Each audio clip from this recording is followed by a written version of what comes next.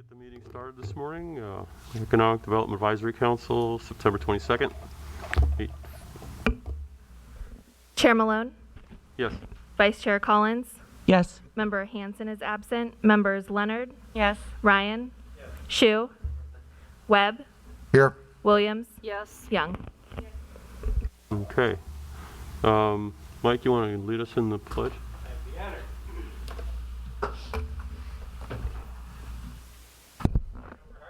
Ready, begin. I pledge allegiance to the flag of the United States of America and to the republic for which it stands, one nation under God, indivisible, with liberty and justice for all.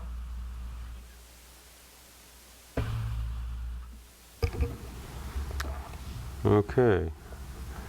So the next item on the agenda is approval of minutes. Could I get a motion to approve? I motion to approve.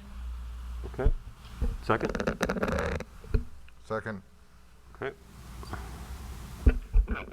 Chair Malone? Yes. Vice Chair Collins? Yes. Members Leonard? Yes. Ryan? Yes. Shu? Webb? Yes. Williams? Yes. Young? Yes. Motion carried. Thank you. The next item is public comments. Kelly, do we have any cards? I have not received any cards.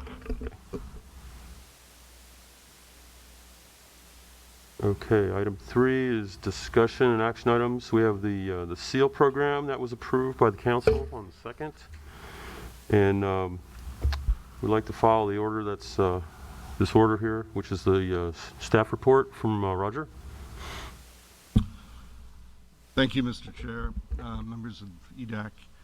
As the chair noted, on September 2nd, the City Council followed EDAC's recommendation and approved the Small Enterprise Assistance Loan, or SEAL program. It adopted the guidelines that were based specifically on your feedback and your work over the previous several months. Today, the application for loans will be on the city's website, along with the guidelines. And so now we move to implementation. And the most critical part is we need 3 members of EDAC to serve on the SEAL Loan Committee. They will evaluate applications as they come in. And Mr. Chair, we'd be looking for 3 individuals with an interest in the program, people that feel comfortable with financial documents and are willing to sign a confidentiality agreement. This is a really important assignment, and staff has assured the City Council that the Loan Committee would conduct a very structured, methodical review of these applications. With that, Mr. Chair, I would recommend you take nominations for potential committee members. Okay. I will go around the room here. I'd like to nominate Sigrid for this. We're going to need a second for that. Second. Okay. We want to vote on those or do them all at one and then vote? I don't believe that this needs a vote. I think that you can decide amongst Okay. yourselves. So I need 2 more volunteers. So go ahead. I'd like to nominate Nicole and Vicky. You can do 1. I'll nominate Nicole. No, I'll nominate Vicky. Okay. I second it. Okay. And then I'll volunteer. And I want to nominate Nicole. Okay. I'd also like to nominate Patrick. Okay. So we got Nicole's not here. So. Well, she voiced her opinion that she would like to be on this committee. All right. I guess I'll need a second for me or Nicole. So. Second, yeah.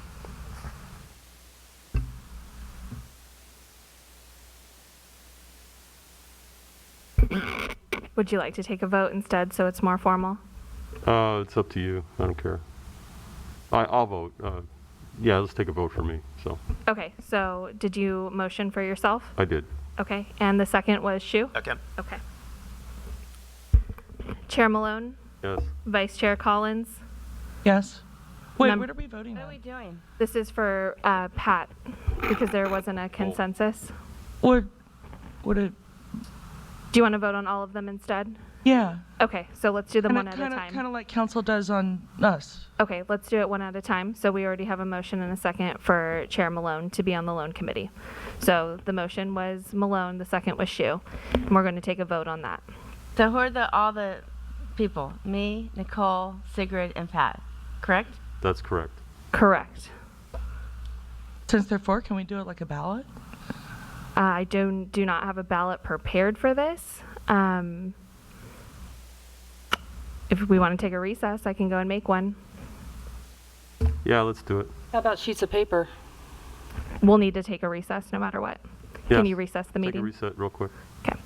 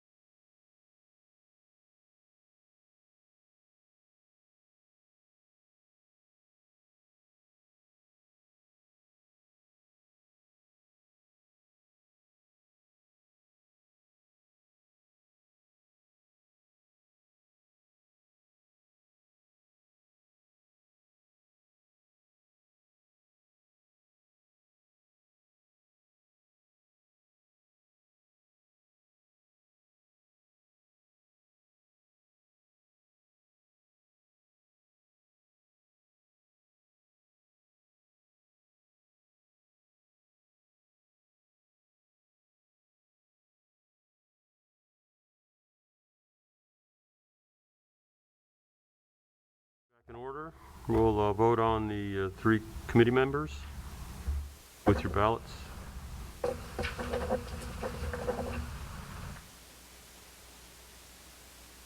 When you're ready, you can fold them in half and send them over to Kelly. Or she'll pick them up for you.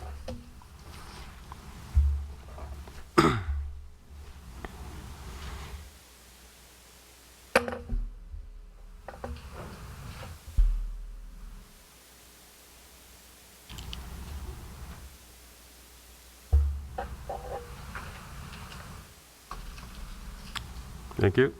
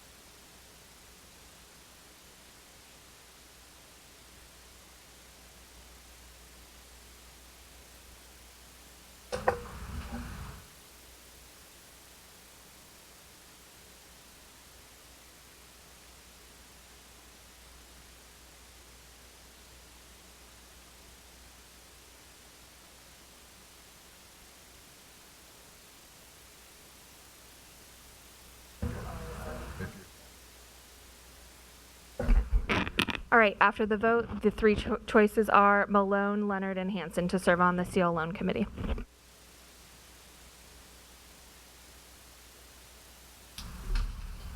Okay.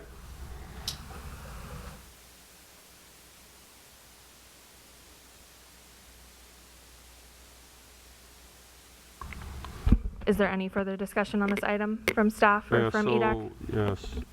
So does anybody have questions for staff? We'll go around the room. So Tara, you want to start here and we'll go this way. No questions. No questions. Vicki? How soon would we be getting together to discuss this? Or do we wait till after the applications are in, or? Well, the frequency of the meeting will depend on how many applications come in, of course, but I was thinking we should have a meeting, an initial meeting next week, so that the committee can establish some guidelines and criteria of their own, and become better acquainted with the documents. guidelines. Yeah, awesome. Right. Yeah. Thank you. The plan is at least the last paragraph on the memo, the staff report. We really do need to establish an objective, repeatable process. So that's what we'll do. That'll be the first step we do. Diane? No questions. Sigrid? Okay, I have a lot of questions. I'm looking at your guidelines, the approved program guidelines, and I am on business eligibility, first page. Have been in continuing operation as a for-profit or nonprofit enterprise in Norco for at least 2 years prior to the date of application. And it says this requirement may be waived by the loan committee based on special circumstances. I think that statement is a little too vague. I believe we outlined a little bit here in this meeting last month that if there was a name change or location change, that would still suffice for them to apply for this loan. So I think that needs to be reworked a little bit. Well, if I may,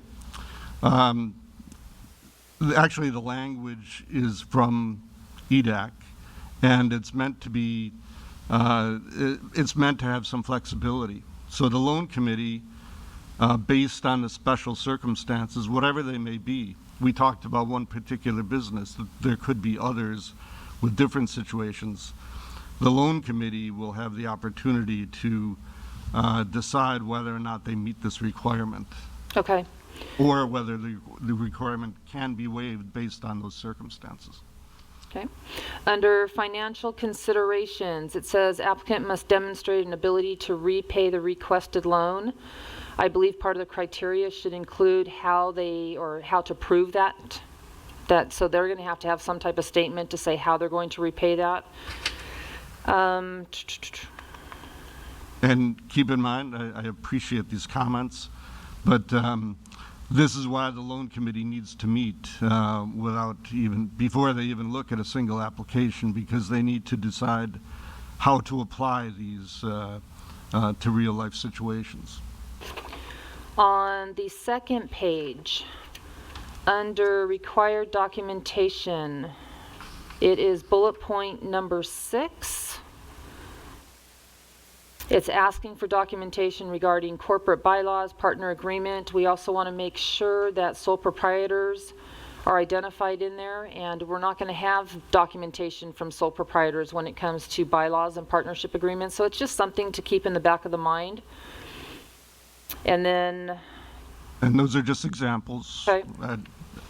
I just know that this was something we had discussed last month, that we really wanted to lay out this criteria before anything, and I'm concerned that if the applications are being made available today and this criteria is not solid, then it's going to leave room for, for some problems that may come down the road. So, and that's why I'm bringing them to, that's why I'm bringing them out. That, but, I really don't think that sole proprietorships would feel like they're excluded here. It's just in the case of the corporate structure, we need to know, who is authorized, because, we're going to be having people signing, signing on this debt, and as well as personal responsibility to repay it. I understand. If this is a criteria or a guideline, and it's going to be a checkoff box, as we were discussing, I think when the term comes, documentation, corporate bylaws, partnership agreement, you can't check it off if a person's a sole proprietor. So it's just a matter of having that in there, saying, if you are, we understand Right. these documents won't be there. And what I envision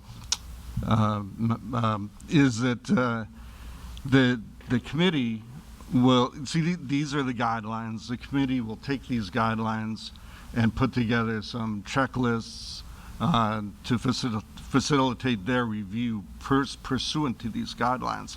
Clearly, there's going to be a lot more detail in the committee's functional paperwork than this. Okay. Under eligibility or eligible use of funds, there's that bottom sentence, the specific uses of the funds will be considered by the loan committee. Somewhere within the application, whether it's a separate sheet, it needs to say specific reasons or have some type of proposal or statement attached. And I think that would be extremely important, because we're saying you can do it for physical improvements or working capital, but those two terms are so vague. I think there needs to be a plan for that. So maybe a sheet that they have to fill out. Here's my proposal, similar to what we do with grants, or when you're applying for any loan, you're having to identify where those funds are going, and having some idea, not just saying, give me $5,000 or $20,000 without having, something in mind. So Very valid point, and the application does call out for a short itemized list of Roger? Do we have a copy of the application so Sigrid could take a look at it, and maybe her concerns will be answered? Well, it'll be online today, and obviously the committee will acquaint themselves with it. But yeah, you have no way of knowing this, but it is on the application. And keep in mind as well, the committee can request any additional information from any applicant that is, that is reasonable to make a determination on the loan. And then the last thing I would like to mention is on page 3, when it comes to the loan committee itself and the SEAL program, to eliminate any implied or otherwise impropriety, I feel it is extremely important that no one on this EDAC committee is allowed to apply for this SEAL loan, at least through the first round or the first 12 months. because that will eliminate any sort of impropriety that the city may say, oh, this program went through and now our EDAC members are applying for this loan and they're getting their hands on it for first. And I think that is extremely important that this EDAC committee can accept that. And if that needs a motion after we're done talking, Pat, I would entertain making a motion that no one on EDAC is allowed to apply for this SEAL program, at least through the first round or 12 months. That's all. I just want to remind you that in our previous discussions, you had 3 months of input on this. I believe that you indicated that EDAC members were eligible. Of course, if one of them sat on the loan committee, they'd have to recuse themselves. But so, I mean, I have no favored position. I'm just the reason that no exclusion is indicated here is because that was never the preference of EDAC during our discussions on this. I don't have eligibility is one thing, being eligible for the loan. I have no problems with that, but I truly believe that no one on EDAC should be able to apply for the loan through the first round, giving the other 2,300 businesses in this town. I know that they're not all small businesses that fall under this criteria, but it gives all the other businesses in this town first right. And then once we're through that first round, or 12 months, whichever comes first, then EDAC members should be able to apply for it. Sure, and that's a policy that EDAC is welcome to implement. Should if your colleagues choose to do so. The only reason it's not here, though, now is because it was never expressed. It was never recommended. Yeah, I think we should be aware of our messaging to the community, so we're going to consider things like that. Thank you. Andy? Okay, I have a couple of small things. Sigrid hit some of the points I was going to hit, so thank you for that. First of all, I want to say that I have a lot of confidence in the loan committee because, these are all business people that are going to do a good job, I think, in vetting these. But one of the questions I had was on the proof of business liability insurance. Are we going to have some thought as to how much of that coverage is there? I mean, like my business, I have $1 million liability. So I'm not sure, are we going to have a scale based on what type of business it is, or should we even consider that? Well, I mean, $1 million is the standard in the industry. Typically, it's the standard that the city accepts in professional contracts. So I would assume that that's the level that we would be looking for here. I mean, a lot of small businesses are unlikely to have coverage beyond that. Okay. Well, I only know because our carriage business, we were given the option of a $500,000 liability. And I figured if something did happen, that wouldn't cover anything. So, okay. All right, we talk about under eligible use of funds, the specific use of funds will be considered by the loan committee. And that's great. I think I like how the committee has been given a lot of leeway to make some subjective decisions. But after the loan is approved, is there any drawback or any mechanism that the city's going to have to say, oh, well, we gave you this $25,000 and you took it to Vegas and you used it on black? I mean, what if it's not used for the purposes specified in the loan? Well, it's a hard question. In the colorful case that you illustrated, sorry, that would be a default of the loan. Okay. And we do, in the loan agreement, the city does reserve the right to audit books, under certain circumstances. But if the change is, a nuanced one, a modest change. These are things that usually could be, usually the applicant would be able to, they would have a responsibility to notify the city if they were not using the funds for for the uses applied for. But then it could be, the loan committee could reconsider the modified uses. Okay. And lastly, I just want to say something and comment on the thing that Sigrid had brought up concerning the loan committee and should EDAC be eligible. And, you know, I believe that EDAC members should be eligible for the loan. But I do think that we have to be careful, the loan committee specifically has to be careful with the optics going out to the rest of the citizens of Norco. If in fact somebody on the loan committee does apply and gets granted the loan, the optics on it are going to look poor. So anyway, that's all that I had to say. Thank you, Andy. Jeff? Yeah, I had a quick question. It's regarding process for the loan committee. We elected a panel of 3 on that, and I know in the language that if there's a conflict of interest, the panel members is expected to recuse themselves from that. So I had a question on if there was something like that happen and we ended up with a panel of 2 and there was conflicting opinions on that, where does that go?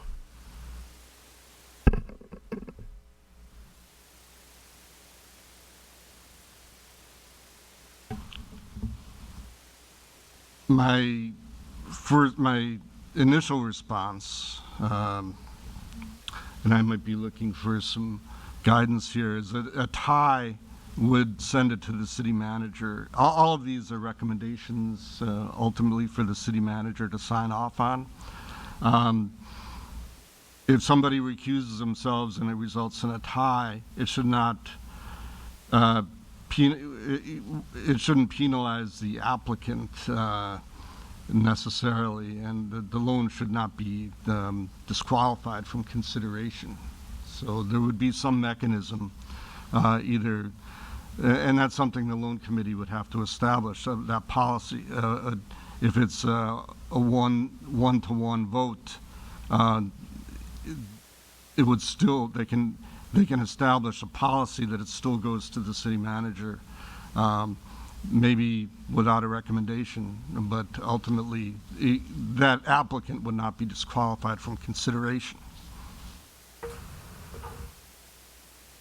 I have a suggestion. Would you like to use Member Williams as an alternate? I think that would make sense, yes.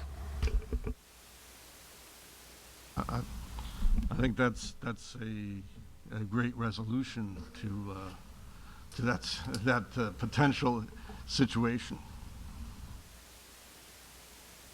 It's also, the use of an alternate is also, I think, recommendable because, you know, we have promised a timely processing of this.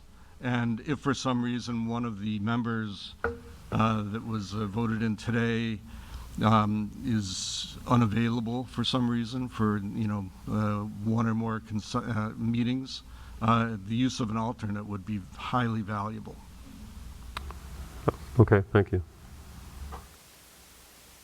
Okay, are there any public comments on this? I just wanted to say something in regards to all of this. I would hope that as members of EDAC and members who help prepare all of this, if you are on the committee, such as myself, Pat, Nicole, that we would be biased in what we're looking at, and not, if you know the people that are applying, because Norco is small, that you take your personal away from it and you would use good judgment, subjective judgment, and I would hope that's why we're all elected on this or all commissioned on here, that's how we see things. So I would hope that's what we would do going forward. I just want to point out, you mean unbiased, right? Unbiased. Okay, I just want to clarify, because when you said biased opinion, I'm like, wait a minute, you meant unbiased. Thank you for correcting me. Okay, thank you. Correctly biased. I have not received any cards on this item. Okay, thank you. I think we've had our discussions. So we don't need the motion or make an approval for anything, right? Okay. Okay, let's go to the city manager. Andy, any questions, comments? Any staff communications? Okay. Our next meeting will be in October. So at this point, we'll adjourn the meeting.